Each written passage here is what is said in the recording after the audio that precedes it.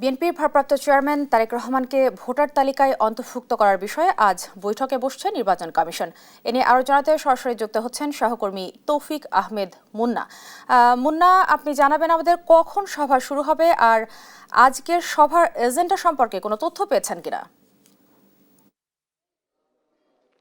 আপনি জানেন যে বিএনপি ভারপ্রাপ্ত চেয়ারপারসন তারেক রহমান গতকাল কিন্তু তিনি এসেছিলেন নির্বাচন কমিশনে ভোটার হওয়ার জন্য, এবং তিনি কিন্তু ভোটার হওয়ার জন্য সব ধরনের যে প্রক্রিয়া শেষ করেছেন এবং তার এনআইডি কার্ডের জন্য বায়োমেট্রিকের যে ছবি সেটাও তুলেছেন। অর্থাৎ গতকাল তারা কিন্তু কার্যক্রম সম্পন্ন করেছেন এবং আজকে অর্থাৎ পরদিন রবিবার কিন্তু কমিশন সভার কথা রয়েছে। সেই কমিশন সভায় আসলে সিদ্ধান্ত হবে তিনি এবং তার কন্যা তাদের যে ভোটারের প্রক্রিয়া সম্পন্ন বিষয়ে তারা কিন্তু জানাবেন আজকে। যদি জানেন যে তফসিলের পর যদি কেউ ভোটার হতে হয় সেক্ষেত্রে কিন্তু নির্বাচন কমিশনের অনুমতি লাগে, সেই অনুমতির জন্যই কিন্তু আজকে কমিশন সভার কথা হওয়ার কথা রয়েছে। যদিও এখনো পর্যন্ত কমিশন সভার হওয়ার কোনো ধরনের কোনো প্রস্তুতি আমরা দেখিনি, এখনো পর্যন্ত সভা শুরু হয়নি।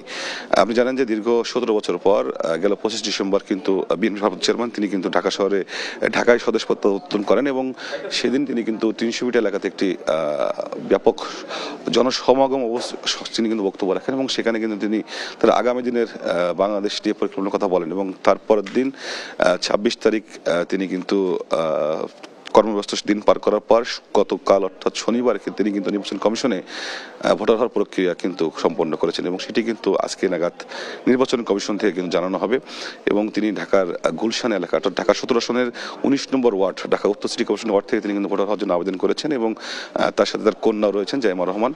তাদের ভোটারের পরীক্ষার অংশ হিসাবে কিন্তু আসলে এটি কিছু সময় পর হয়তো বা দুপুর নাগাদ নির্বাচন কমিশন থেকে কিন্তু জানানো হবে যে তার ভোটার প্রক্রিয়ার শেষ কি অবস্থা রয়েছে। আপনি জানেন যে নির্বাচন তফসিল হওয়ার পরে যদি কাউকে ভোটার করতে হয় সেক্ষেত্রে কিন্তু নির্বাচন কমিশন অনুমোদন লাগে এবং নির্বাচন কমিশন ইচ্ছা করলে 2009-এর 15 ধারা অনুযায়ী তারা কিন্তু করতে পারেন এবং সেই ধারা অনুযায়ী কিন্তু তাকে আজকে এই নির্বাচন কমিশন ভোটার প্রক্রিয়ায় কিন্তু কার্যক্রম আজ সম্পন্ন হওয়ার কথা রয়েছে এবং নির্বাচন কমিশন থেকে হয়তো বা নির্বাচন কমিশন সচিব বা নির্বাচন কমিশন থেকে কিছু সময় পর দুপুর নাগাদ কিন্তু কমিশন সভা বা তথ্যপত্র বিশ্লেষণ করে কিন্তু জানানো হতে পারে তার ভোটের প্রক্রিয়া সর্বশেষ যে ধাপ।